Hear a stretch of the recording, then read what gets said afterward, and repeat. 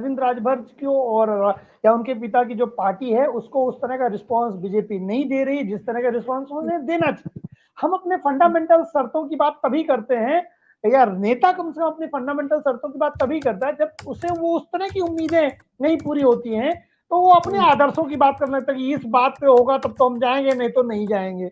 इसका मतलब सीधी सी बात है कि राजभर और बीजेपी के बीच में जो बनना चाहिए उनकी पार्टी और उनके बीच में वो चीजें उस तरह से नहीं जा रही, या इस तरह इसका यह संदेश निकाला जाए कि बीजेपी अभी इस तरह से भाव नहीं दे रही है। देखिए राजभर जी का मैं 3-4 दिन पहले एक बयान सुन रहा था, यूपी तक में ही सुन रहा था, जिसमें उन्होंने कहा था कि हम 7 अक्टूबर को पटना में एक महा रैली करने वाले और हम तब बताएंगे कि हम किसके साथ जा रहे हैं।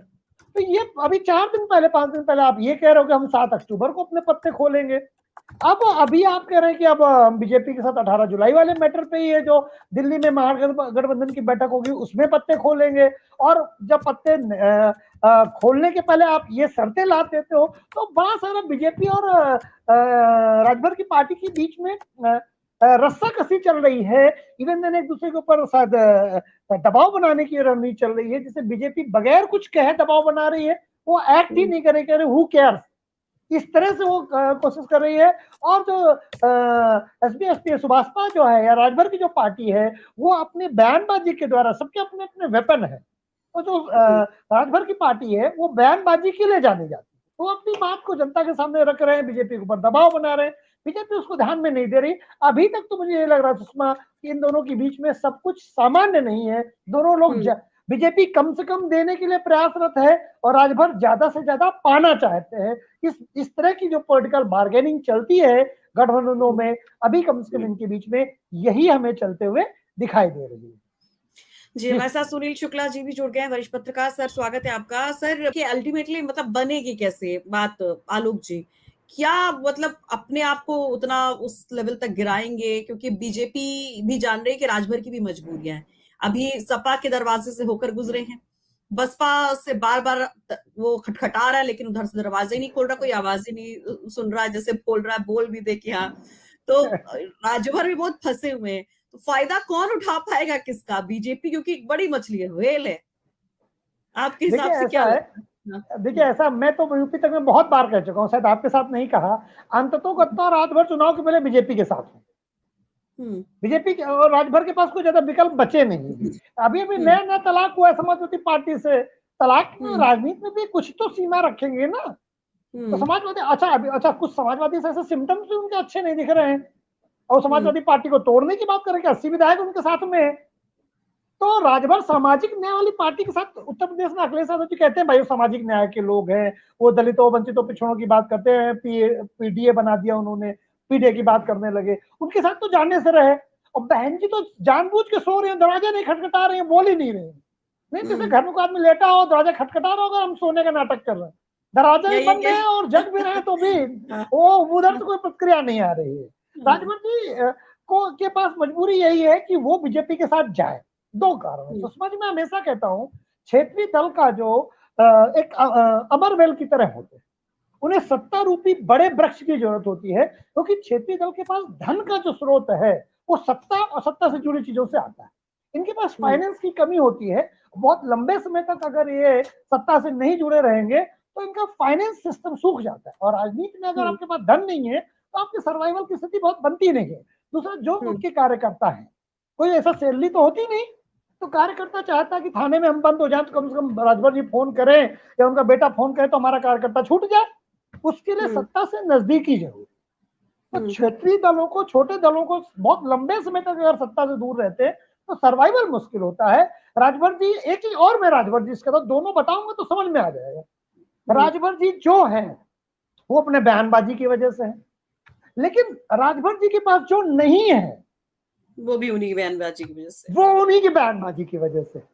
आज वो सत्ता में होते, बढ़िया मलाई खा रहे होते सत्ता की, लेकिन इतना ज्यादा पहले टर्म में बोल चुके हैं। और एक तीसरी बात कहता हूं, राजभर जी से दुश्मनी तो बर्दाश्त की जा सकती है, दोस्ती बर्दाश्त करना और मुश्किल है। वो दोस्तों को और परेशान करते हैं, वो जहां रहते वहां। और अभी देखिए बीजेपी में साथ थे सत्ता में तो बीजेपी के लिए उल्टा सीधा बोलते थे, उसका समाजवादी पार्टी के साथ गए तो समाजवादी पार्टी के साथ उल्टा सीधा बोलते थे। वो सलाह अपना उल्लू सीधा करना चाहते हैं। सलाह मशवरा जो है अंदर नहीं देते, आकर के मीडिया के सामने देने लगते हैं।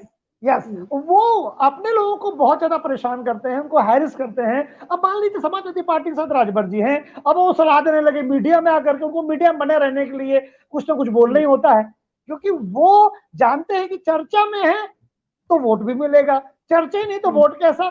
अच्छा, कर्म ऐसे कुछ है नहीं बहुत छोटे दलों के कि वो उन कर्मों से चर्चा में रहें, तो बहुत चीजें ऐसी होती कि चर्चा में रहने के लिए राजभर जी को ऐसा बोल जाते हैं।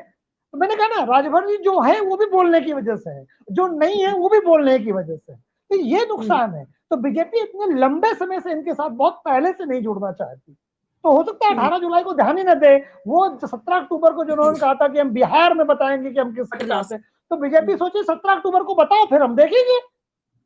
और जैसे से चुनाव के करीब पहुंचेंगे बहुत छोटे दल, इनकी बार्गेन करने की शक्ति कम होती जाएगी, क्योंकि विकल्प इनको समझ में आने लगा कि विकल्प हमारे पास कितने हैं।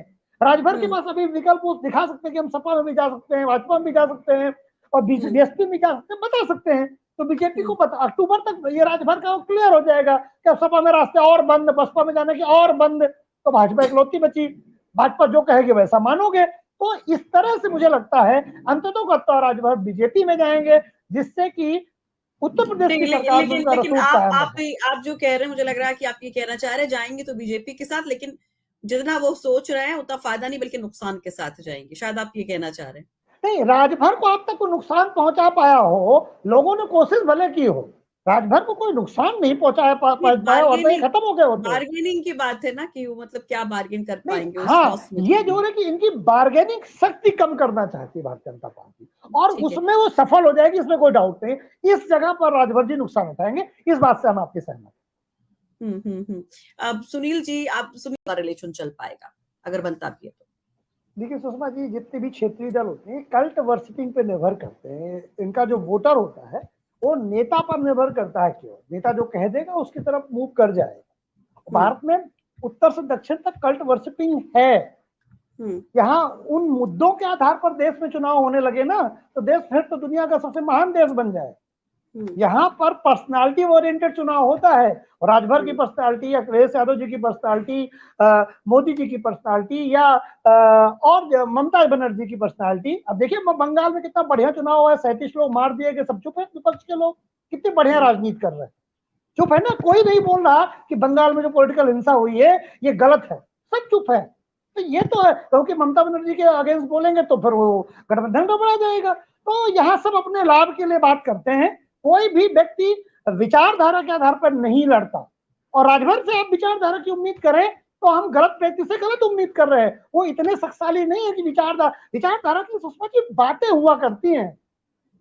हम जो राजनीति करते हैं या भारत में जो नेता राजनीति करता है वो ये देखता है मंत्री बनेंगे कि नहीं बनेंगे।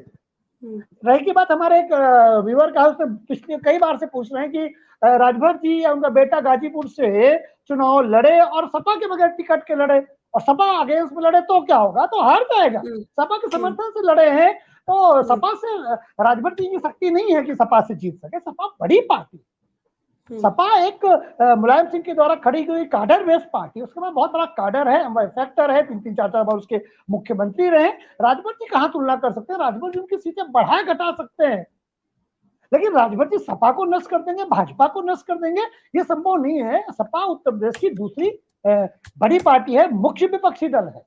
राजभर जी का वो ताना बाना है, वो हमेशा तराजू कभी इसमें बैठते हैं कभी इसमें बैठते हैं, वो सिर्फ लाभ के लिए काम कर रहे हैं कि उनका अपना काम चलता रहे, वो सत्ता में रहे, चर्चा में रहे। और बीजेपी में जाने से सुषमा जी मैं नुकसान नहीं देखता, कुछ छोटी पार्टियों का कोई नुकसान नहीं होता सत्ताओं में रहने से। सत्ता में न रहने से नुकसान हम 100 गिना सकते हैं आपको, लेकिन वो सत्ता से दूर बने रहेंगे और विचारधारा के आधार पर कार्य करेंगे। और सुषमा जी मेरा एक मानना और है, जब नोटबंदी हुई थी तब लोगों ने कहा था कि चुनाव हरवा दिया 2019 का। याद रखिएगा, राजनीति पैसे के चारों ओर घूमती है। इसी इतिहास से चाणक्य ने लिखी एक पुस्तक राजनीति विषय पर, लेकिन उसका नाम रखा उसने अर्थशास्त्र।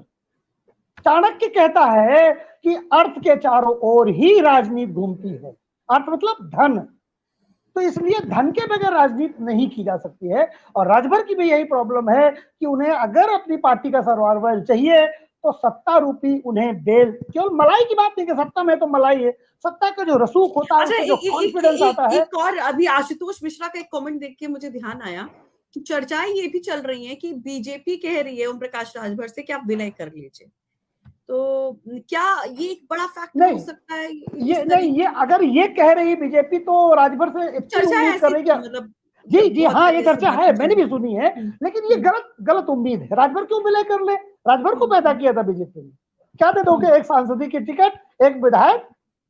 राजभर, देखिए अनुपम मिश्र जी हमारे बहुत अच्छे यूपी तक के एनालिस्ट हैं, और वो अक्सर बात कहते हैं, वो आज नहीं है लेकिन मैं उनकी बात कहूंगा कि राजभर जी वो शून्य है जो किसी के आगे लग जाते तो 10 को 100 कर देते हैं। तो राजभर जी अपने आप में भले कुछ ना हो, लेकिन पूर्वांचल में सपा को भी और भाजपा को भी कितना लाभ दे सकते हैं और कितना नुकसान पहुंचा सकते हैं, ये पूर्वांचल में उन्होंने सिद्ध किया है। राजभर जी का वोट इतना बिखरा हुआ है कि वो बहुत ज्यादा उनको सीट जिताऊ नहीं हो सकते, हो सकता है वो सीट ना जीत पाए, लेकिन जिस पार्टी के साथ जुड़ते हैं उसको लाभ मिलता है। ये सपा को भी मिला है और बीजेपी को मिला है, इसीलिए सपा ने उनको अपने साथ जोड़ा था, और इसीलिए बीजेपी जोड़ पहले भी जोड़ी थी, आज भी बीजेपी उनके साथ कलबैया करती है, सिक्योरिटी प्रदान करती है। बीजेपी हाँ और ना दोनों कर रही है राजभर जी, तो उनके चूल्हे कस रही है। लेकिन सुषमा जी मुझे लगता है, जितना मेरे पास अनुभव है, अंततोगत्वा राजभर जी बीजेपी के साथ जाएंगे, और उन्हें जाना भी चाहिए। इस देश में शिवसेना और कांग्रेस पार्टी आ सकती है राजनीति में अपने आप को सत्ता प्राप्त करने के लिए, राजभर और बीजेपी में इतना अंतर नहीं है। कश्मीर का तो सबसे बड़ा एग्जाम्पल है। हाँ, कश्मीर का महबूबा मुफ्ती और बीजेपी आ सकती है। हाँ, आप सोचिए, बीजेपी साथ आ सकते हैं, पीडीपी बीजेपी आ सकती है, शिवसेना और कांग्रेस आ सकती है, तो उसके बाद फिर राजभर बीजेपी में क्या अंतर रहा? मैं उम्मीद नहीं कर सकता था कि बीजेपी पीडीपी के साथ जाएगी। मेरे पैरों की तले से जमीन खिसक गई जब मैंने लेकिन सोचा फिर कि बात है ना कि लेकिन जब इतना इतना डिफरेंस होता है तो वो फिर ज्यादा दिन रिश्ता चलता भी तो नहीं है, तलाक तो हो ही जाता है। लेकिन देखिए, रिश्ता चले ना चले, बीजेपी कहती देखा हमने पीडीपी की सरकार बनाई, हमने 370 लगा दी, उसकी भूमिका तैयार कर दी। पीडीपी का लॉजिक अभी हमें पता नहीं कि बीजेपी के साथ आने पर उसने, हालांकि एक लॉजिक आया था, मुझे याद आया, उन्होंने बहुत सारे टेररिस्ट को छुड़वा दिया था उसी समय, संभव था। मैं बहुत डैम श्योर नहीं हूं, बट पीडीपी के नेताओं ने ऐसा कुछ बयान दिया था, अगर मैं गलत नहीं। ठीक है, तो इस तरह की जब राजनीतिक गठबंधन होते हैं, उन्हें पता है कि लंबा नहीं चलेगा, जितने दिन सत्ता में रहे अपने दल के हित के लिए काम कर ले। पीडीपी ने अपने दल के हित के लिए काम किया होगा, बीजेपी ने अपने दल के हित के लिए काम किया होगा। नाम जनता की सेवा के लिए है, जनता की सेवा के लिए अगर राजनीति हो रही होती तो नेता रईस नहीं, जनता रईस होती। जिन लोगों ने सामाजिक न्याय के लिए आंदोलन किया भारत में, उनका समाज उत्थान हुआ कि नहीं हुआ इसकी गारंटी तो नहीं है, लेकिन वो सारे लोग करोड़पति अरबपति हो गए जो सामाजिक न्याय के लिए आए थे, जो सामाजिक न्याय की बात करते हैं, वहां जो करोड़ों और अरबों में खेल रहे हैं, उनके अपने गांव में प्राइवेट जेट्स उतरते हैं और वो अपने बड़े बड़े फंक्शन मनाया करते थे बड़े बड़े जेटों के द्वारा, और अरबों डॉलर की वो संपत्ति उनके पास हो गई सामाजिक न्याय के नाम पर। तो सामाजिक न्याय ने इस देश का बड़ा नुकसान किया सुषमा जी, बहुत नुकसान किया। वो लोग जो अपने समाज का हित कर सकते थे, उन्होंने सत्ताओं का उपयोग अपने घर के लिए किया, अपने परिवार के लिए किया। समाज ने सोचा था कि ये सामाजिक न्याय करेंगे, ये समाज के हित के लिए काम करेंगे। आज भी केवल घोषणा होती, नारा लगता है सामाजिक न्याय का। कितना सामाजिक न्याय किया है लोगों ने, उदाहरण मैं नहीं दूंगा, नहीं तो बुरा लग जाता हमारे व्यूअर्स। लेकिन सामाजिक न्याय ने सामाजिक न्याय नहीं किया। कई सारे दर्शक यूं ही सवाल उठाते रहते हैं। सौरभ यदुवंशी कह रहे हैं, चलिए कम से कम आज आपको गेस्ट से हमारे कोई दिक्कत नहीं है, कह रहे दोनों प्रवक्ता जो हैं बढ़िया है, लेकिन आप मनुवादी बन के बैठ गई। मैंने तो ऐसा कुछ बोला ही नहीं, अगर बोला तो प्लीज आप मुझे बताइए, वो काउंटर बताइए। अरे सौरभ यदुवंशी जी तो मुझे मेरा पूरा नाम नहीं लेते हैं, आलू पांडे कहते हैं, अब क्या कहें। ठीक है भाई। लेकिन आज कह रहे दोनों प्रवक्ता सही है, लेकिन आप नहीं बोल रहे कि एक प्रवक्ता और आप मनुवादी बन के बैठी हैं आप, और शायद मुझे सुनील सर की तारीफ कर रहे हैं। तो ये मनुवादी वाली क्या बात कर दी सौरभ जी, जरा ये बता दीजिए।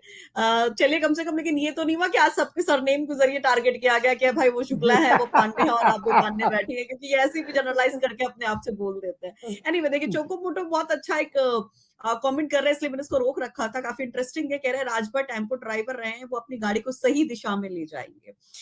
तो ये काफी अच्छा इनका कमेंट है। इसके साथ ही एक कमेंट जो यहाँ पर एक काफी अच्छा था आशुतोष मिश्रा का, जिसपे हमने चर्चा भी कर ली, जिसमें कह रहे थे कि ओम प्रकाश को बीजेपी में विलय कर रहे हैं, वरना दूसरी जगह मुंह मारे कोई नहीं लेगा, अगर बीजेपी को नुकसान होगा, ये बोल रहे हैं।